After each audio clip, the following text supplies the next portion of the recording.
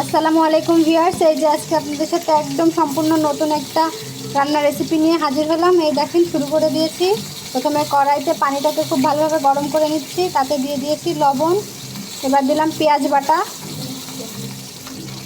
1 চামচ পেঁয়াজ বাটা, 1 চামচ এখানে আছে সরিষা বাটা এবং রসুন বাটা।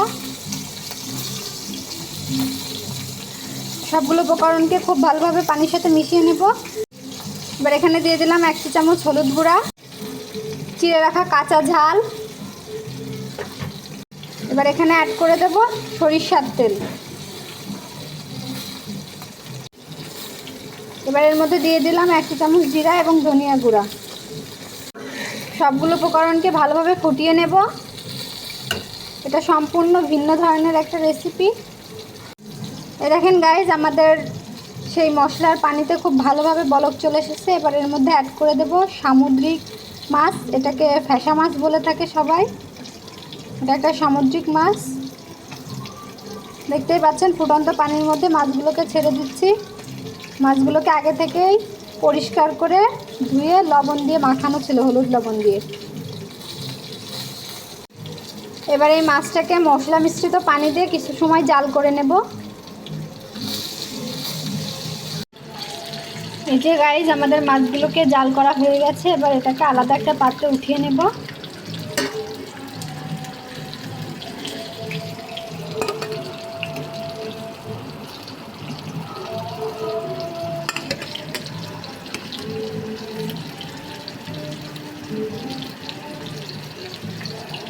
সবগুলো মাছ উঠানো হয়ে গেছে।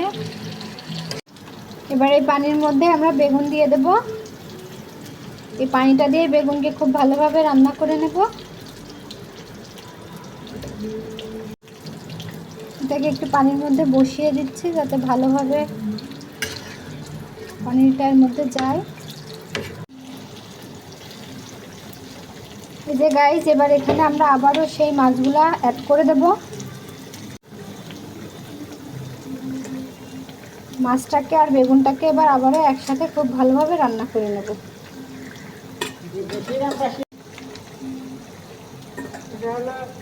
এবার এটাকে ঢাকা দিয়ে রেখে দেবো বেগুনটা ভালোভাবে রান্না হওয়া পর্যন্ত। আমাদের আজকের রেসিপি কমপ্লিট। এটা সম্পূর্ণ রান্না হয়ে গেছে। এটার টেস্ট কেমন সেটা আমরা খাওয়ার পরে আপনাদেরকে জানাবো। আল্লাহ হাফেজ।